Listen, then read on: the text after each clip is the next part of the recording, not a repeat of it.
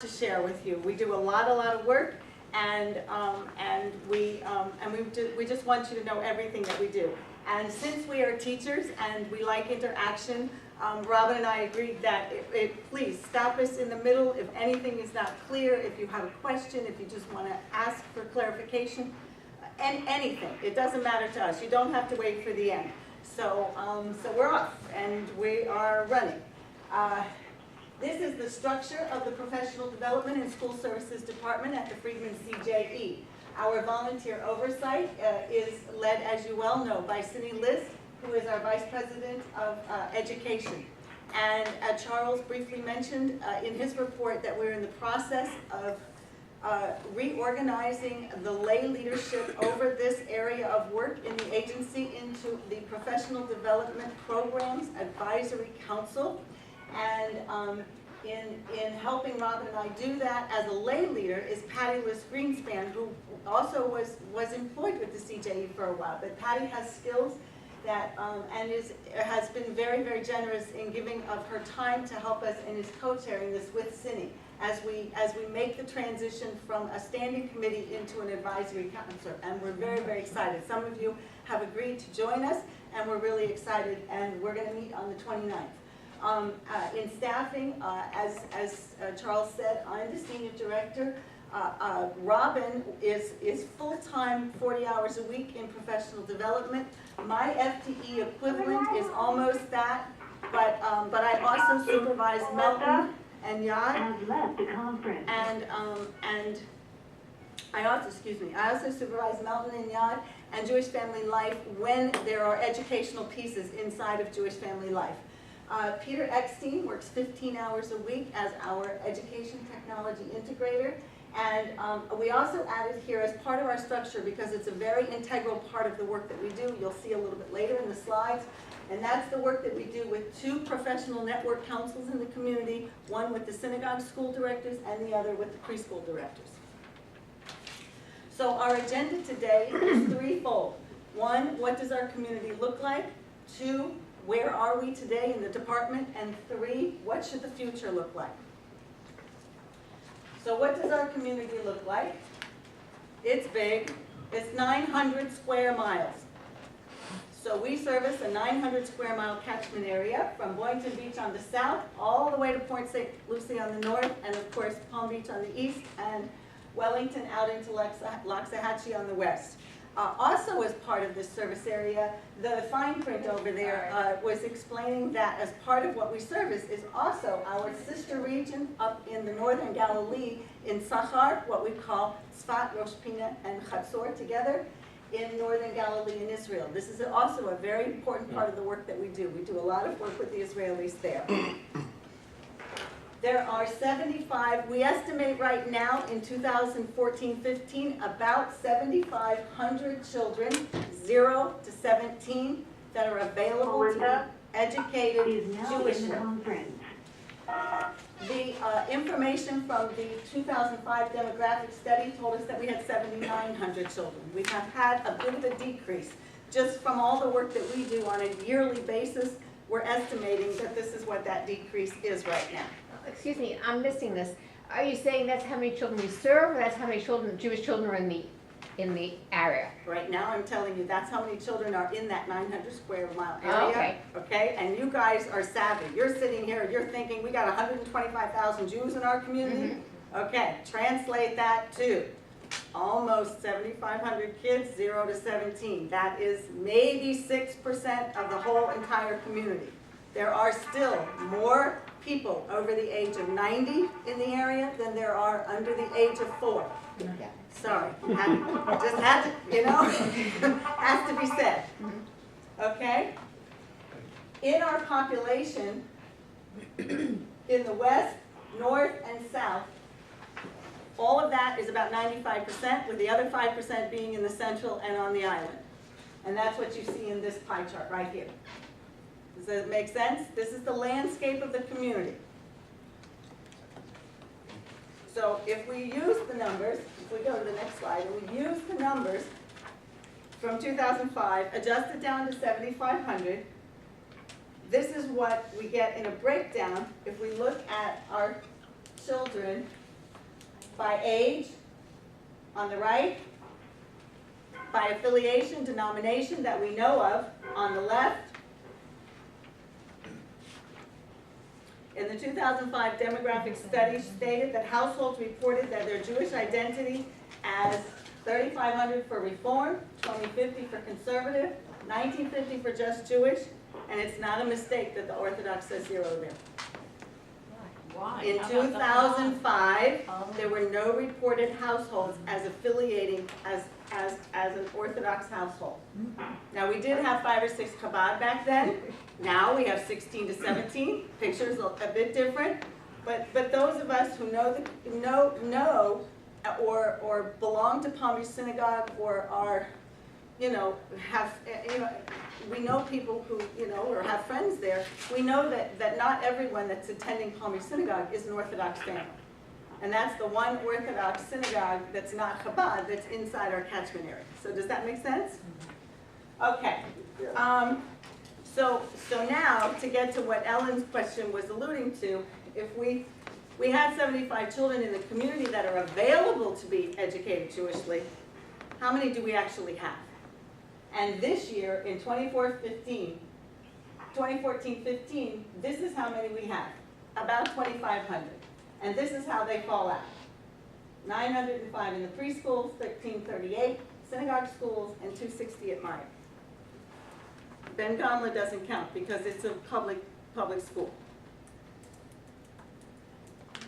And the JCC is in that 905? The JCC preschool Preschool is in the 905. is in the 905, yes it is. So, this means that only 33% of the children that are available to be educated are actually in a system. In 2009, when we did, yes? But most of those schools only go up to 7th grade, so probably These are figures all K through 12 for synagogue schools, Myers K through 8, and the preschools are up to 5. Right, but most of the synagogue schools don't have a large population that goes post-B'nai Mitzvah. That's correct. That's very correct. A couple do.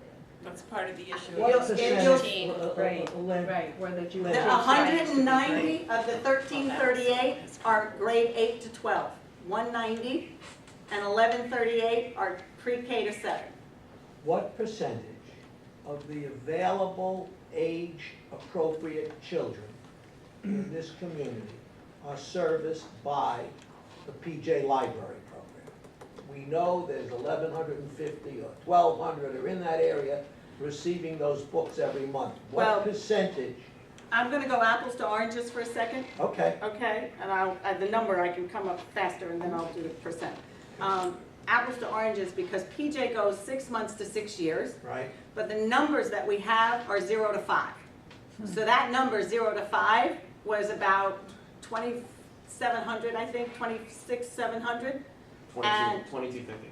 2250. Thank you very much. And so the subscriptions that we have are 1,200. So that means we have almost 50. We have a little over 50%. Very impressive. Okay. Okay. So if we want to compare our enrollment to national statistics for a minute, we still only have the 2001 population study that was done nationally for the Jewish population in the United States and, well, in North America. According to the 2001 population study, national preschool enrollment was at a rate of 19%. There, we're well ahead of that because ours is about 32%. And the national enrollment percent for children in religious schools, back then they did it ages 5 to 13, and it was 72%.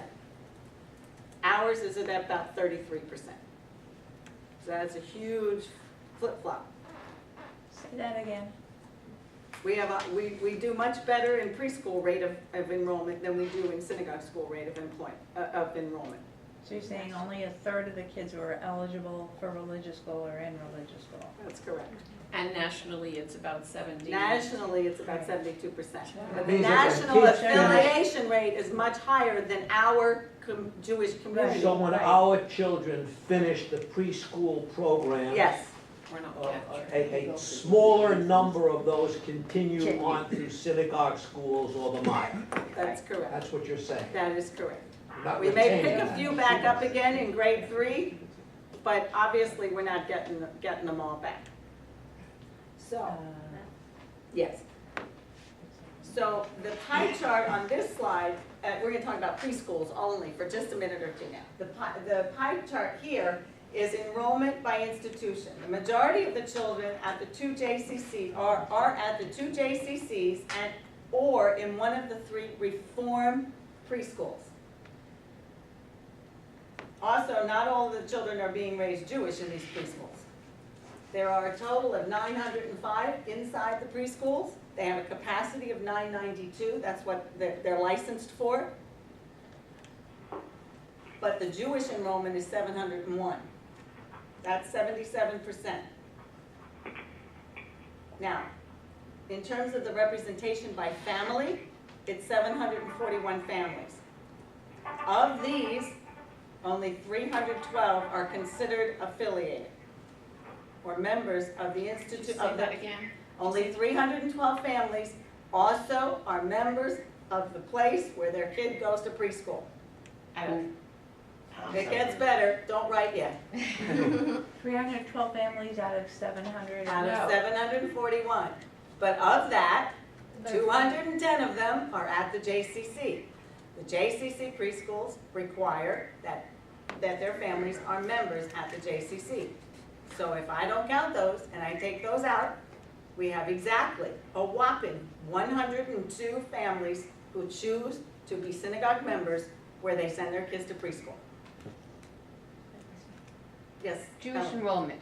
How do you count that? If it's intermarriage, one member is Jewish, one parent is, one isn't. Is We that send Jewish? surveys to all of the school directors. Mhm. We ask the question, it's a direct question. They're reporting it back to us. We've discussed it in council. They're counting kids in Jewish families and or mixed and or what they call themselves non-Jewish, but who have chosen to raise Jewish. So it's a kid who's quote unquote being raised Jewish.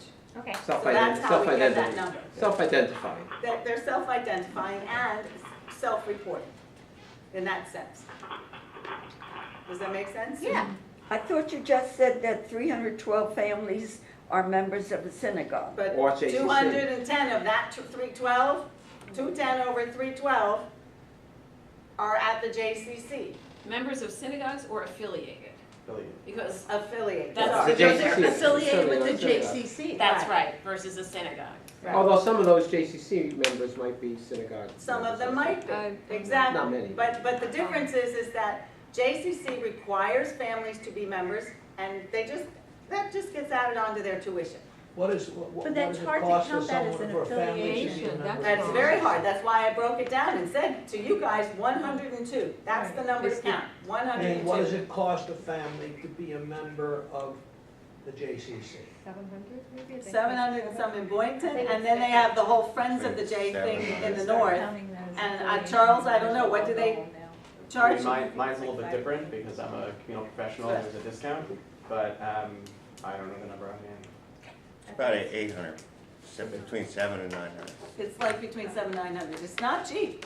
It's not cheap. And synagogue memberships, except for the synagogues that are doing the no dues thing right now, synagogue memberships are also not cheap. But But no they're not a lot synagogue, more none than of the that. synagogues are requiring preschool families to be members in order to Yeah, because attend. most of the synagogues see that as a entryway into the synagogue. That's Right. correct. That's correct. Yeah. Yeah, so we'll go on? Okay, so when a kid gets ready to leave preschool and graduate preschool, how many of them go on into Jewish education further? Well, last year, in 2013-14, 56 of 236 preschool graduates continued their Jewish education either at Meyer or at a synagogue school. And then if we go ahead and count Ben Gamla, because the people that are going to Ben Gamla would count themselves as continuing their Jewish education, we get 83. Without Ben Gamla is 56, with Ben Gamla 83. So with Ben Gamla, it's a rate of 35% matriculating, on into continued Jewish education without 24%. Wow.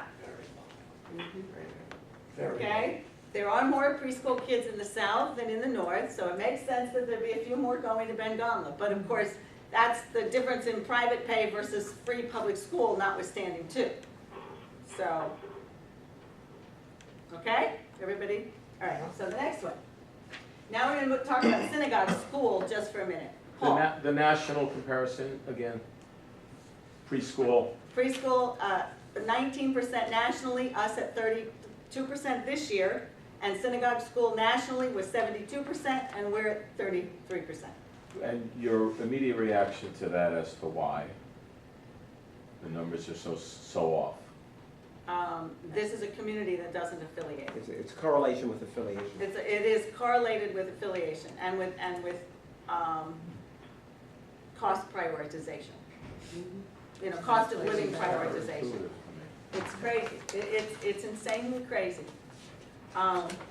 Okay, synagogue school enrollment by denomination, again, a total of 1,338. What is Yad? Yad is Special needs. special needs. I don't have Yad in there, but we do have 16 You do have Yad. Yad. You do have Yad. I mean, I have Yad in there, but yeah, sorry, I was back on preschool. Okay? It's yes, we do have Yad here. So, this chart represents pre-K through 12th grade synagogue school enrollment and does include Yad, I'm sorry. The bulk of the children in the community who receive any Jewish education at all are receiving it at a Reformed congregation. Meyer's not in the pie since some of its students go both to Meyer and to synagogue school, although you can count them on less than 2 hands. And the Orthodox school is Palm Beach Synagogue, but again, not all the families there are Orthodox. The next slide, we're going to spend a little bit of time on, just for. When you said most, you said, I thought it said 6 for reform and 6 for conservative. Yes, but the bulk of the kids, like over 1,000 of all those kids, Right. are in the Reformed congregations. Oh, so those numbers are, there are 6 reform schools, congregational Right. schools, that's what you're talking Yeah. about. Okay, I got it. Okay? Yeah. Okay. In this one, this is a graph that represents a 5-year trend in enrollment by region. This year, there are 1,338 students, pre-K to 12. 1,138 are up to grade 7, like I said before, and 190 grades 8 to 12. You can see that it peaked a bit in 2012-13, and then it continued to dip back down. In 2012, that was the last year that CJE provided full services and programs, including both the teacher and the school incentive programs. It's also the last year that a full complement of master's level education leaders, the directors, were in the schools, either master's level in Jewish education or Jewish studies. And at that time, we had 12 out of 14. Also, salaries back then for both the directors and the teachers were higher than they are today. The percentages out to the right are the rate of the decrease over the 5 years. We've often heard that the South and the West communities have the most numbers of families, the most Jews, the most kids in that whole Boynton, Lake Worth, Western corridor. And you see a big dip in the West there, right? Well, it's not about population. This year, it was about congregation who had a master's level in Jewish education director, but doesn't anymore. Now they have a full-time education director without credentials, without the experience, at half the salary, and without the benefits. They also lost a rabbi, and that was, they lost members too. So, yes, that could be part of it too. But as a result, many families have shifted their children elsewhere, and some may have chosen not to participate at all. Was that by a survey where you know that for a fact, or that's just the supposition based on the numbers? Well, we have lots of people calling us and talking to us about these things. Okay. So it's anecdotal. It's not. Okay. It's anecdotal, but it's there. The numbers are real. The numbers are real. The numbers are for sure real. So the takeaway from all of this is that if we invest in quality, enrollment slowly follows. If we cut quality, the response, it can be quick and you know, precipitous, off the cliff. So, any questions? This isn't about the dip, I'm sorry to ask so many questions, but before, why are their kids going to, more of their kids going to, let's say, I call it Hebrew school? Is it because they only meet once, my kids went to conservative. Do they only meet once a week? I No, mean, they all meet twice a week. Okay. They all meet 4 to 4.5 hours a week. They all have similar curricula and similar approaches. I think that overall, in terms of affiliation, in terms of being involved or engaged in any way, the perception is, and in often cases, the reality is that the Reformed congregations are the most open, warm, and welcoming, and the most accommodating in people's eyes and perceptions. And Okay. that's how they, Yeah, the That's- Reform synagogues are larger. yes, Reform and they are synagogues are large, larger she's than asking Largest why. concentration of affiliation. But that's And why. their movement has dropped precipitously. Yeah. All right, So- Lynn, you've explained why the dip in the west. What explains the dip in the central part of the region? The dip in the central is a population shift. That is kind of a population shift. 18% in the course of how long? In 1 5 year? years. 5 years. 5 years. So, yeah, that does relate to a population shift. And the South has stayed status quo. They went down just a titch and came back up, so, okay. So in 2010-11, after the years of operating a subsidized master's degree program in partnership with Hebrew College and then Siegel College, we were able to boast having 12 out of 14 synagogue schools directors at the master's level, most of them being a master in Jewish education or a master in Jewish studies. As the congregations have continued to struggle financially over the last few years, we've not been able to maintain this level of quality. And as you see here, we now have 5 master's level directors. And then just some other of the statistics that go with our education directors. In terms of their teachers, if we go to the next slide, we track the education of the synagogue school teachers, and we know that 91 out of 125 synagogue school teachers do have bachelor's degrees, but only 35 or 28% of them have degrees in education. And then when we ask them if they have a certificate or a degree in Jewish anything, we have only 10 out of the 125 do. Synagogue school. Do we have that statistic somewhere? No, but I have it. I have it. I mean, I have it here. And I can send it to you or something. Yeah, I kind of would love it if you could send some of the statistics that are not in here, because it's too hard to listen and write. Right, at the same time, okay. So, the synagogue school teachers on average make between $27 and $39 per hour, depending on their credentials and their experience and whether they also teach Hebrew. That's great, except that that's only for 4 hours a week, because most of them are working 4 hours a week. Most of them have 1 and 2 other jobs while they're working that 4 hours a week. Our preschool teachers, many of them are not degreed. Only the lead teachers, 92 of which are lead teachers, have to be degreed in order for the state licensing to all be fine in preschool. But the other 79 teachers don't necessarily have to have a degree. All they have to have is a 40-hour child development associate certificate to be working in the preschool. And the average preschool teacher salary is $10 to $11 an hour, 35 plus hours a week. That's going to get to about $27,000 a year. And these are the people that are spending the most amount of time with our children. Okay? So this is what our community looks like. This is the landscape of the Jewish education part of our community. How does this compare nationally as far as salaries go for preschool and for religious school teachers? Religious school teachers, we've gone down quite a bit in religious school teacher salaries in the last 5 years. So I would say we're at or a little below some national, at least big metropolitan area, national averages. Preschool, I would say we're probably not far off, because the problem with preschool is that the tuition and the market demand, supply and demand of the, you know, how much more can parents bear, and how much more, it's a very labor-intensive endeavor to run a preschool. What happened with the grant from the Abraham Foundation that bolstered the preschool salaries of the JCC? Is that still ongoing? Well, no, the grant is long gone, but the preschools in the 2 JCCs are still a little higher paying than everywhere else, and those teachers, and they have benefits, whereas none of the other preschool teachers in town have benefits. But the JCC preschools work full-time, and they work 30 hours plus, and they have benefits. And they get $10 to $11 an hour? They may get a little bit more. I mean, this is an average.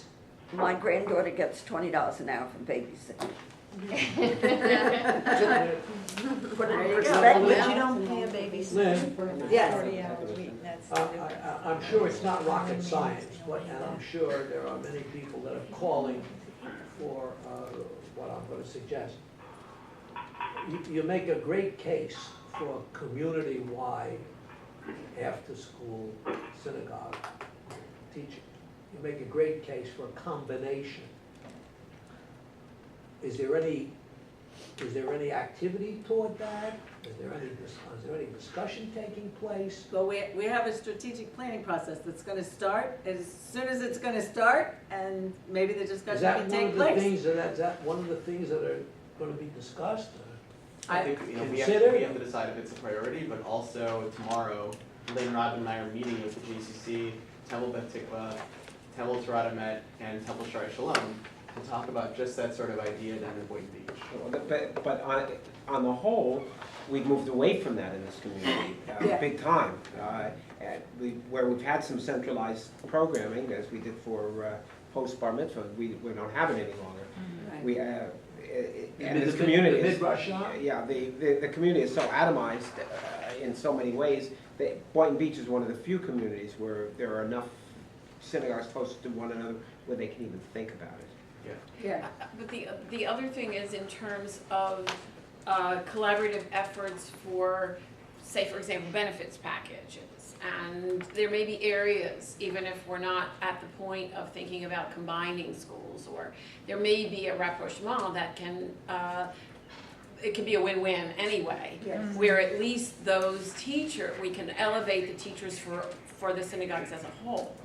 And the JCC, but especially when there's that discrepancy between It would be great if we could start to have conversations about things like that again.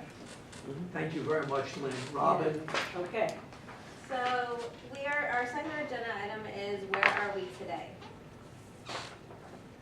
Under Cindy Liss's leadership. Can you speak up a little? I'm sorry. Under Cindy Liss's leadership in 2009-10, the Professional Development and School Services Committee crafted the vision and mission for the department that you see here. At the time, the committee felt that it was important to articulate not only that our department trains teachers and develops educational leaders, but that we also work directly with educational lay leaders in our community. As you all may know, each department at CJE has a yearly operational or work plan. Our department's plan runs on 4 objectives. The first objective is to convene 2 professional Jewish education networks for synagogue and preschool directors who plan, organize, and implement programs together. Our second objective is to offer a robust variety of best practice professional development programs. Our third objective is to increase community's overall positive experience in Jewish education that supports student and family engagement. And our fourth objective is to maintain a strong local and national partnerships. This slide shows the programs and services we provide and with whom we work.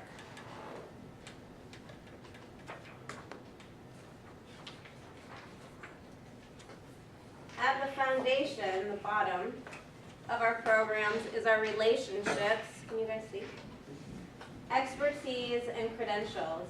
Without these, we cannot be effective facilitators in Jewish education in this community. With solid relationships, we convene and lead 2 ongoing professional network councils for synagogue schools and preschools. With this next level, we are able to work together with the other education leaders to assess, to plan, implement, and evaluate programs and services that benefit our community.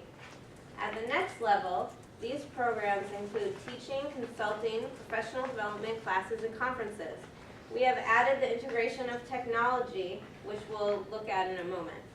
We also collaborate with the Federation's Israel and Global Initiatives Department to facilitate the Partnership Together Israel School Twinning Program and coordinate the teacher delegations to and from Israel each year. Other aspects of our programs and services include our work with our lay committee, grant writing, and facilitating educational programming with the Israeli Shlichim, who visit our community for 2 years at a time. We do a lot of work with them. The purpose of all of our programs and services is to grow Jewish education in ways that make Judaism meaningful in our community, as well as to grow our community's Jewish education leaders in ways that help them make Jewish education meaningful to their students and families. The last slide showed our department from the ground up. This slide shows a breakdown of all of our programs and services. Based on how much time you guys spend in each area. Correct, yes. I know, I felt that too all the time. Doesn't matter. Ready? Go ahead. Yeah. Doesn't yes. equal 100, then I added one. I do that a lot when I'm doing numbers. Okay, next. Thank you. This slide and the next describe some of the programs we've been doing this year. We just want to point out one very successful one. We did our first ever Jet Camp Palm Beach in September. The Jet Camp model is an innovative one-day unconference conference which allows participants to be teachers and facilitators for by themselves. Instead of having prearranged speakers and sessions, Jet Camp empowers its participants to lead sessions with their colleagues, to share ideas, strategies, questions, concerns, resources, and anything else that helps further their teaching, knowledge, and skills. Our JED Camp was very successful. We had the highest attendance of all the other JED Camps, and ours was the first JED Camp that focused on synagogue school education. We're really excited about our new CJE iLearn education technology resource page for Jewish educators. We're going to click on it and show it to you. Peter Epstein, who's the education integrator, has developed this for our teachers in our community. It's a way for us to help teachers find appropriate apps to use in their classroom. So if you click on the mobile apps, you'll see that he has 4 categories: Hebrew, Judaics and Holidays, Presentations, and More Resources. And when we click on Hebrew, and you can see that he's put together apps that are appropriate for teachers to use in their classroom. And he's done this for YAD, for special education. He has appropriate apps. He's also gone to different schools to train teachers in how to use not only this website but the apps. And he's in the process of creating a professional development session for YAD teachers. So we're excited about this. It's pretty cool. Okay. So, My part. so what should the future look like? I don't know how to put it here. So what should our future look like? As we all know, the only thing that is constant about change, because the future is changing as fast as the present is fast as the past, is change. So we live in a world that's constantly changing, and changes cause leaks in our glass. We have a Jewish education glass here, and it could be half empty or it could be half full. We choose to look at it as half full, but we're also aware of the fact that it's leaking, that there are gaps, that there are deficits. So we have a decrease in the population of children. We have a decrease in the quality of education leaders. We have a decrease in prioritization for Jewish education. And we have little to no funding for Jewish education. So All of these kind of combine to give our leaking glass a perfect little storm. So, this is what we see as the needs in order to make our glass stop leaking and maybe even have it be completely full. No matter whether the number of students increases or decreases, whether schools are opening or closing, whether populations are shifting, you know, east, west, north, south, out of central, into central, there's gonna be a need for Jewish education in our community. There will always be teachers who need training and mentoring and resources in order to do a better job. We need to be able to provide that training in centralized locations, on-site locations, online locations, with and without continuing education units and or in-service hours.